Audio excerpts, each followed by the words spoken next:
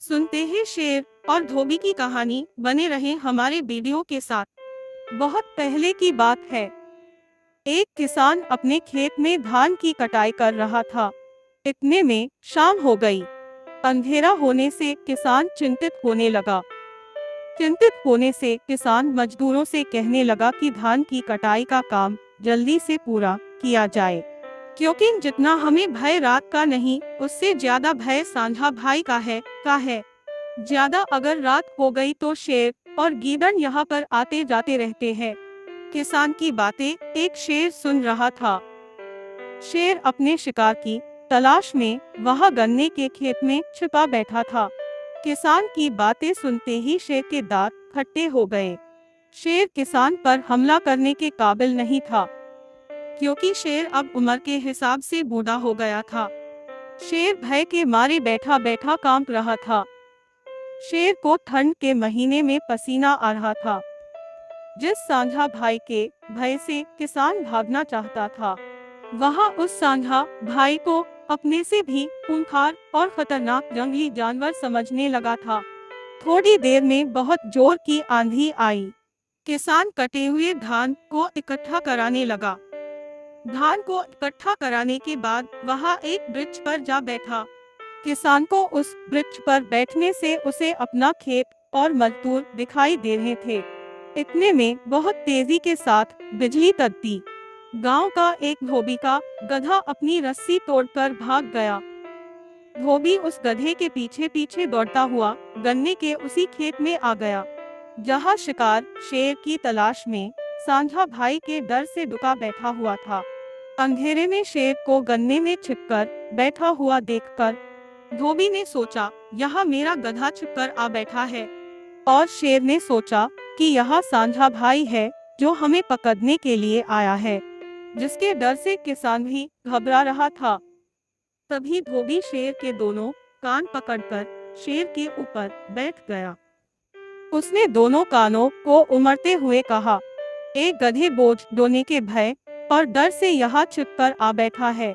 चल घर चल, आज मैं तेरी खबर लेता हूँ। तुझे ठीक करने के बाद ही मैं दूसरा काम करूँगा। भय के डर से शेर वहाँ से चल दिया। वह अपने मन में सोचते हुए आगे की ओर आहिस्ता आहिस्ता पैर रख रहा था, इसी भय से कि सांझा भाई उसकी पीठ पर सवार हो रहा है। घबराए शेर ने आगे की ओर देखा, ना ही पीछे की ओर देखा। धोबी अपने घर पर पहुंचकर उसे खूंटे से बांध दिया और सोने चला गया। दूसरे दिन जब कपड़े धोने के लिए घाट पर जाने के लिए उसके पास आया, साथ में कपड़ों का गट्ठर भी लाया, और फिर पास आकर देखा तो धोबी चिंतित रह गया कि गधे की जगह पर खूंटे से एक शेर बंधा था। धोबी शेर को देखकर वह डरा ही अपनी बुद्धि और चतुराई का उपयोग करते हुए गधे का काम शेर से लेता रहा। एक दिन शेरनी का झुंड धोबी के घाट के पास से गुजर रहा था। तभी उन शेरों को धोबी के घाट पर एक खूंटे से बंधा एक शेर दिखाई दिया। यह दृश्य देखकर शेरनी और उसके बच्चे समझ गए। वे अपने मन में सोचने लगे, कहा यह जंगल का राजा, कहा धोबी। शेरनी ने सोचा, राजा के लिए यह काम ठीक नहीं है। शेरनी के बच्चों ने अपनी भाषा में कहा, हे जंगल के राजा शेर, तुम मूर्ख बनाए गए हो। तुम अपने आप को पहचानो और अपनी कौम को पहचानो, अपनी भाषा को पहचानो। तुम गधे के बच्चे नहीं हो, तुम एक शेरनी के बच्चे हो। क्या तुम्हें शेरनी ने इसीलिए जन्म दिया था कि तुम धोबी के जाल में फंसकर कपड़ों के गट्ठर धोया करोगे? नहीं, तुम तो जंगल के राजा हो, तुम्हें अपने आप को पहचानना होगा।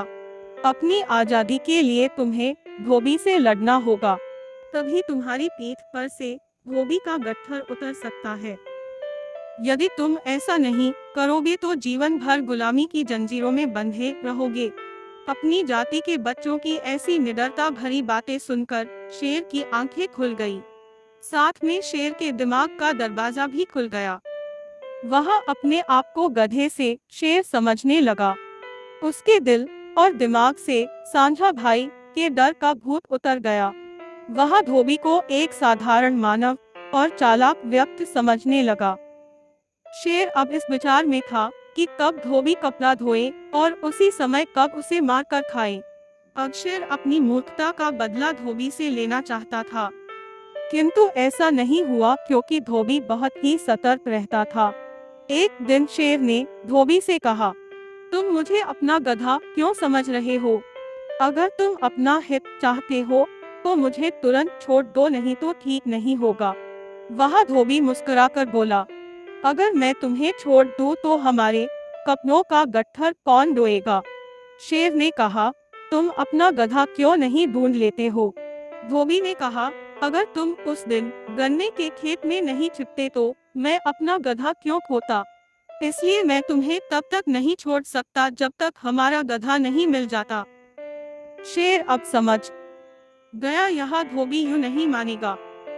शेर ने अपनी पूरी ताकत के साथ जोर लगाया और खूंटे से बंधी रस्सी को तोड़कर धोबी पर हमला कर दिया।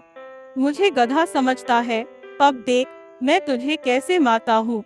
गुस्से में आए शेर का आक्रोश देखकर धोबी वहां से भागा। अब आगे आगे धोबी पीछे पीछे, शेर भागते भागते धोबी थक गया। तभी शेर ने ऊंची छलांग लगाई और धोबी को दबोच लिया और धोबी को मारकर शेर खा गया। आखिर धोबी शेर को छोड़ देता तो उसकी जान बच जाती। धोबी ने अपनी मूर्खता के कारण अपनी जान गंवा दी। कहानी कैसी थी कमेंट में अवश्य बताएं। भाई हमारे इस वीडियो को लाइक और फॉलो करना ना भूले। धन्यवाद।